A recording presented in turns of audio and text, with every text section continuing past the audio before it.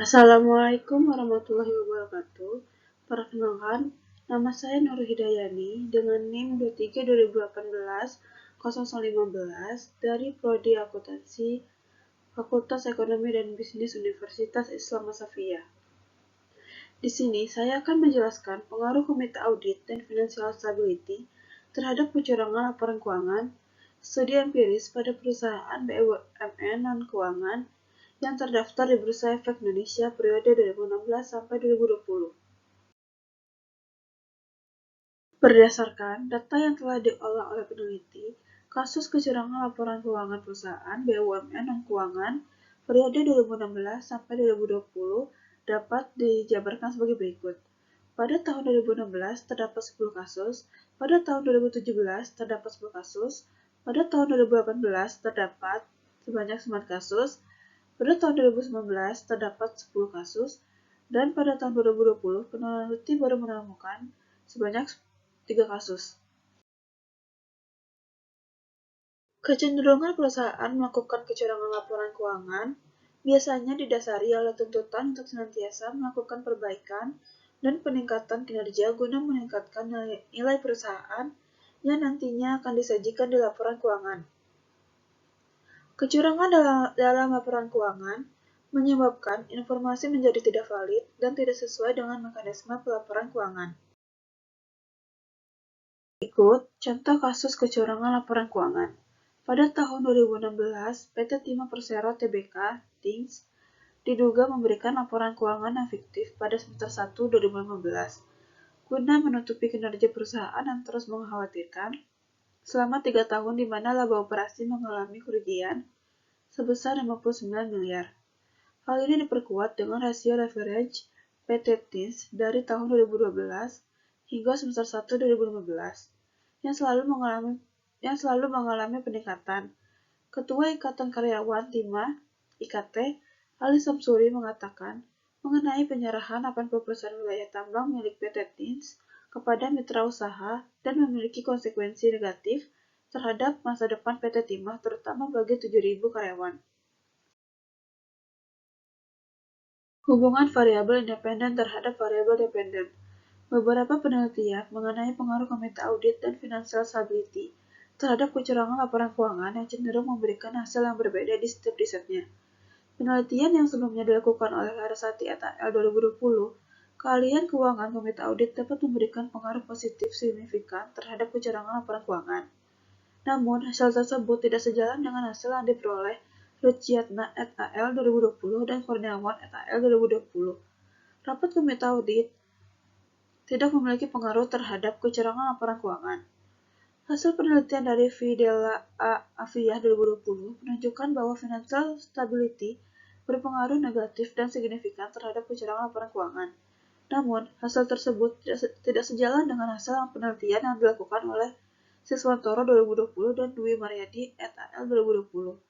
Financial stability tidak berpengaruh terhadap kecurangan laporan keuangan. Tinjauan teoritis. Penelitian ini menggunakan teori Freud-Diamond. Freud-Diamond merupakan suatu bentuk penyempurnaan dari teori Freud-Triangle oleh Krejci 1953. Elemen-elemen dari Freud-Diamond sebenarnya sama dengan elemen-elemen yang terdapat dalam Freud-Triangle, tetapi pada Freud-Diamond ditambahkan elemen capability sebagai penyempurnaannya.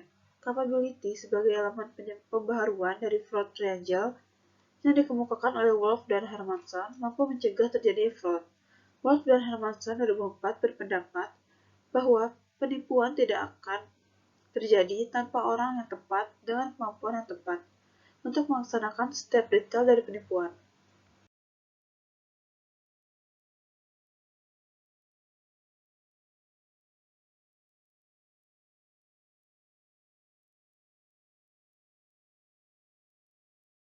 Variabel dependen dalam penelitian ini ialah kecurangan laporan keuangan. Kecurangan laporan keuangan adalah istilah umum dan mencakup semua cara yang beraneka ragam yang dapat dibuat oleh kecerdikan manusia, yang dilakukan oleh satu individu untuk mendapatkan keuntungan-keuntungan dengan penyajian yang salah. Sedangkan variabel independen dalam penelitian ini ialah Komite Audit dan Financial Stability. Komite Audit adalah komite yang dibentuk oleh Dewan Komisaris Perusahaan tercatat yang anggotanya diangkat dan diberhentikan oleh Dewan Komisaris Perusahaan Tercatat. Untuk membantu Dewan Komisaris Perusahaan Tercatat melakukan pemeriksaan atau penelitian yang dianggap perlu terhadap pelaksanaan fungsi direksi dalam pengelolaan perusahaan tercatat. Komite audit minimal berjumlah 3 orang, dengan diketuai oleh komisaris independen. Financial stability.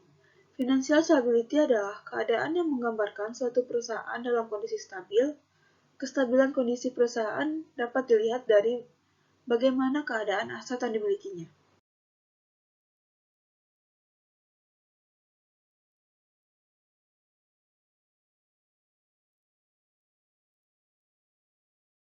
Kerangka pemikiran dalam penelitian ini ialah variabel X, komite audit, dan financial stability, variabel Y, kecurangan laporan keuangan.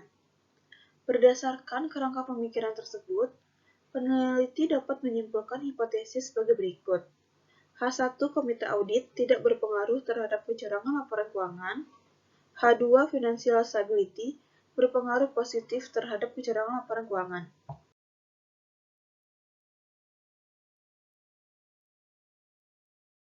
Pengukuran variabel independen dan dependen. Variabel dependen dalam penelitian ini ialah kecurangan laporan keuangan. Kecurangan laporan keuangan dapat diukur dengan rumus Z-score. Rumus Z-score disajikan sebagai berikut. Altman 1968. Z-score sama dengan 1,2 X1 ditambah 1,4 X2 ditambah 3,3 X3 ditambah 0,06 X4 ditambah 1,0 X5.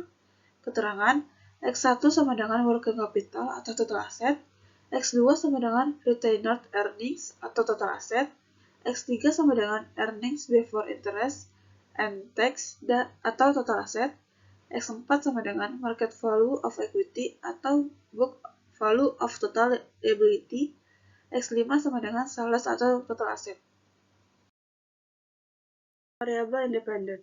Komite audit dapat diukur dengan rumus jumlah keahlian keuangan dan atau akuntansi komite audit dibagi jumlah anggota komite audit. Financial stability dapat diukur dengan rumus A change total asset T dikurang total asset T-1 dibagi total asset T-1. Populasi dan sampel. Populasi dalam penelitian ini adalah perusahaan badan usaha milik negara BUMN non-bank yang listing di Bursa Efek Indonesia sebanyak 16 perusahaan.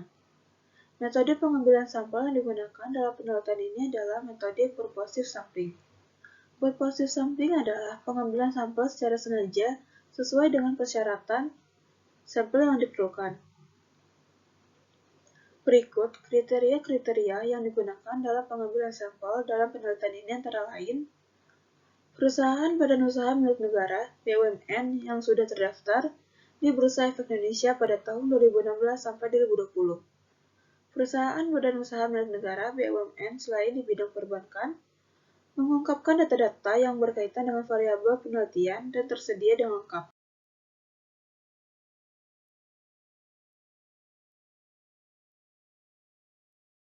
Metode analisis data yang digunakan oleh peneliti ialah analisis regresi berganda. Analisis regresi berganda dalam penelitian ini digunakan untuk menguji pengaruh variabel independen yaitu komite audit dan financial stability terhadap variabel dependen kecurangan laporan keuangan.